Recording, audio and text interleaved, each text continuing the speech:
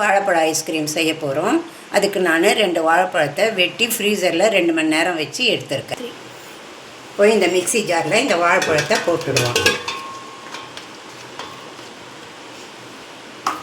அதோட பேரிச்சம்பழம் ஒரு 4 கொட்டையை நீக்கி எடுத்து வச்சுருக்கேன், அதையும் போட்டுடுவோம். பாதாம் முந்திரி ஊற வச்சுருக்கேன், அதையும் போட்டுடுவோம். கொக்கோ பவுடர் ஒரு 1/4 டீஸ்பூன் போடுறேன். நான் ஸ்வீட்டுக்கு சர்க்கரை போடல, அதனால் தேன் விடுறேன். இந்த ஸ்பூனால் ஒரு 3 ஸ்பூன் தேன் விடுறேன்.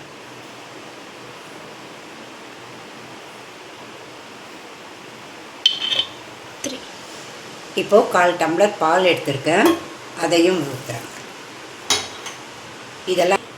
இதெல்லாம் இப்போது மிக்சியில் போட்டு அரைச்சி எடுத்துன்னு வந்துடலாம்.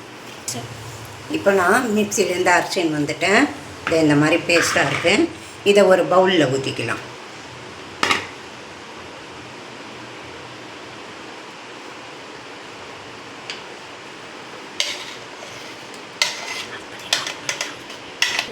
இப்போ பவுலில் போட்டுட்டேன். இப்படி தட்டிக்கலாம், ஏன்னா காற்று உள்ளே போய் ஐஸ்கிரீம் இதுவாக இருக்கும், அதனால் இப்படி தட்டிக்கலாம், நல்லா சமமாகிடும். இப்போது மூடி போட்டு ஃப்ரிட்ஜில் வச்சு ஒரு 8 ஹவர் பொறுத்து எடுத்து பார்க்கலாம். இப்போ பாருங்கள், ஐஸ்கிரீம் ரெடி ஆகிடுச்சு. இப்போ எடுத்து இந்த பவுலில் போடலாம்.